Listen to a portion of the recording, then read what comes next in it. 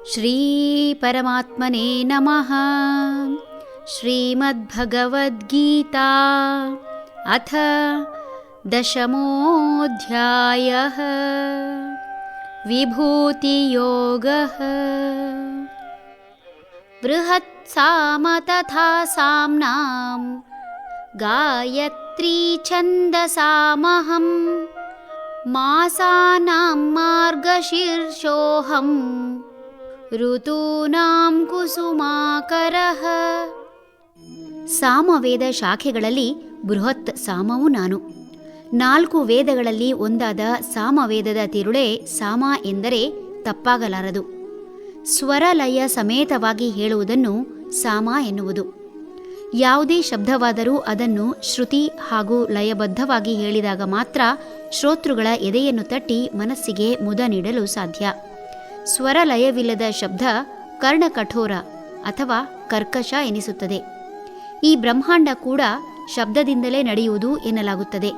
ಈ ಶಬ್ದದಲ್ಲಿ ಕಠೋರತೆ ಇದ್ದಾಗ ಹೆಚ್ಚು ಹಾನಿ ಮಾಡಿದರೆ, ಶ್ರುತಿ ಲಯಬದ್ಧವಾಗಿದ್ದಾಗ ಪರಿಸರಕ್ಕೆ ಹಿತವಾಗಿ ದೇಹದ ಮೇಲೂ ಉತ್ತಮ ಪರಿಣಾಮ ಬೀರುತ್ತದೆ. ಬ್ರಹ್ಮಾಂಡದಲ್ಲಿ ಬದಲಾವಣೆ ಈ ಶಬ್ದದಿಂದ ಆಗುವಂತೆ ದೇಹದ ಒಳಗೂ ಶಬ್ದದಿಂದಲೇ ಬದಲಾವಣೆ ಎನ್ನಲಾಗುತ್ತದೆ. ಅಂತರ್ನಾದಾನುಸಂಧಾನ ಎಂಬ ಪರ್ಯಾಯ ಚಿಕಿತ್ಸೆಯ ತಂತ್ರದ ಪ್ರಕಾರ ಯಾವುದೇ ಶಬ್ದವನ್ನು ಶ್ರುತಿ ಹಾಗೂ ಲಯಬದ್ಧವಾಗಿ ಬಾಯಿಯಿಂದ ಹೇಳುವ ಮೂಲಕ ದೇಹದ ಒಳಗೆ ಉಂಟಾಗುವ ಶಬ್ದವನ್ನು ನಿಯಂತ್ರಣಗೊಳಿಸಿ ದೇಹದ ಕಾರ್ಯವನ್ನು ಉತ್ತಮಗೊಳಿಸಬಹುದು ಎಂಬುದನ್ನು ಕಂಡುಕೊಳ್ಳಲಾಗಿದೆ.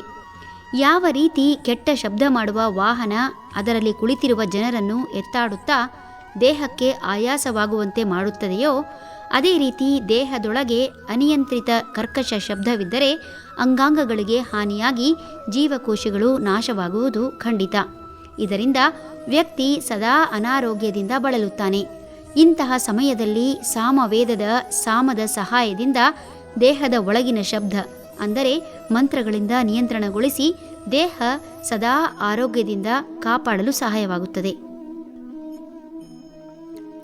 ಛಂದಸ್ಸುಗಳಲ್ಲಿ ಗಾಯತ್ರಿಯೂ ನಾನು. ಯಾವುದೇ ಒಂದು ಪದಕ್ಕೆ ಮಾಧುರ್ಯ ಬರಲು ಛಂದಸ್ಸು ಬಹಳ ಮುಖ್ಯವಾಗುತ್ತದೆ. ಪದ್ಯವನ್ನು ಬರೆಯುವ ಶಾಸ್ತ್ರ ಅಥವಾ ಪದ್ಯದ ಧ್ವನಿ ಮತ್ತು ಲಯಕ್ಕೆ ಸಂಬಂಧಿಸಿದ್ದನ್ನು ಛಂದಸ್ಸು ಎನ್ನಲಾಗುತ್ತದೆ.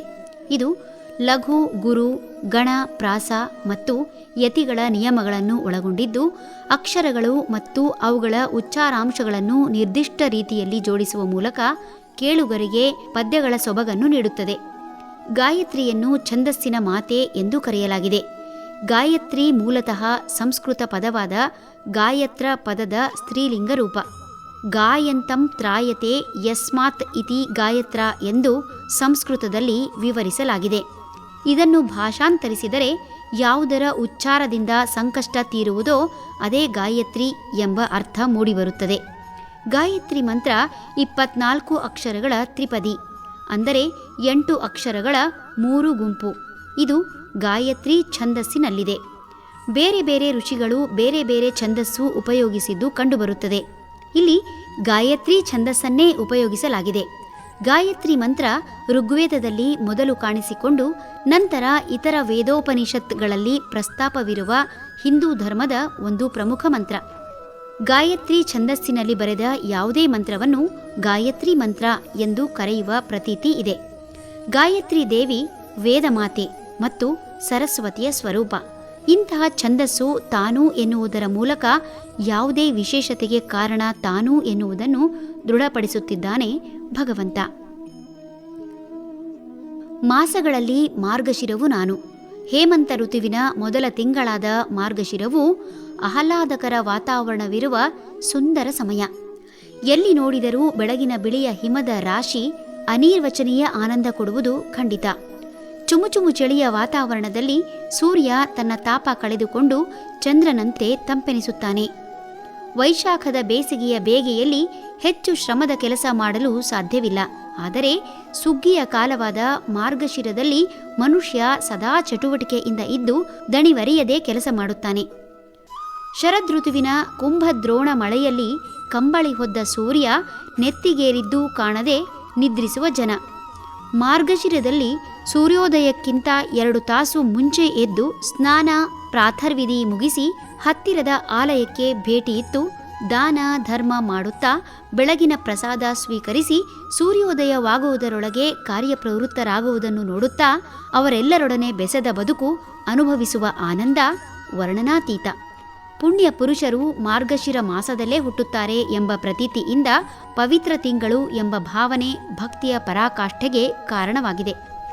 ಜನರ ನರನಾಡಿಗಳು ಸದಾ ಚೈತನ್ಯದಿಂದ ತುಂಬಿರಲು ಹಾಗೂ ಸುಗ್ಗಿಯ ಕಾಲದಲ್ಲಿ ಚಳಿಯಿಂದ ನರನಾಡಿಗಳು ಸೆಟೆಯುವುದನ್ನು ತಡೆಯಲು ಶುಂಠಿ, ಕಾಳುಮೆಣಸು, ಹೆಸರುಕಾಳು ಹುಗ್ಗಿ ಮಾಡಿ ತಿನ್ನುತ್ತಾ ಕೊಬ್ಬರಿ, ಶೇಂಗಾ, ಎಳ್ಳು, ಬೆಲ್ಲ ಹಂಚಿ ತಿನ್ನುವ ಪರಿ ಅನುಭವಿಸಿದವನಿಗೇ ಗೊತ್ತು.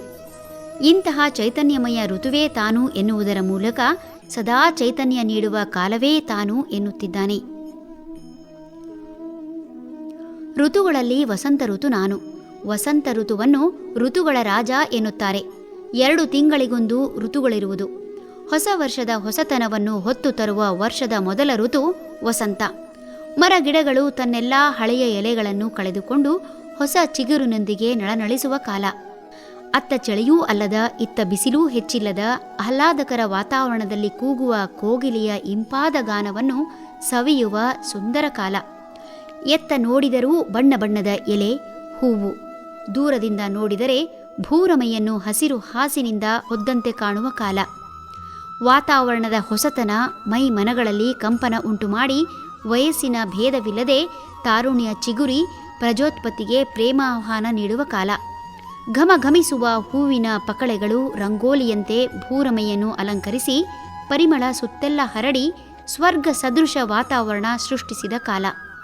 ಮಳೆಗಾಲದಲ್ಲಿ ಒಮ್ಮೆಲೇ ಮಳೆ ಬಂದು ಜೀವ ಜಂತುಗಳು, ಕೆರೆ ಕಟ್ಟೆಗಳು, ಮರ ಗಿಡಗಳು ನಾಶವಾಗುವಂತಾದರೆ, ಚಳಿಗಾಲದಲ್ಲಿ ಬೀಸುವ ಶೀತ ಮಾರುತ ಅಥವಾ ಮಂಜುಗಡ್ಡೆ ಹೆಪ್ಪುಗಟ್ಟಿ ನಾಶವಾಗುವ ಪ್ರಕೃತಿಯಂತಾಗಲಿ ಅಥವಾ ಬಿಸಿಲಿನ ಝಳದಿಂದ ಆಗುವ ಪ್ರಕೃತಿ ವಿಕೋಪಗಳಾಗುವುದು ಇಲ್ಲದ ಮೈಮನಕ್ಕೆ ಚೈತನ್ಯ ಕೊಡುವ ತಂಪಾದ ಸುಂದರ ಕಾಲ.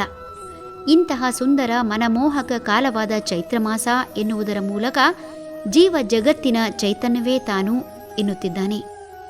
ಹರಿ ಓಂ ತತ್ಸತ್.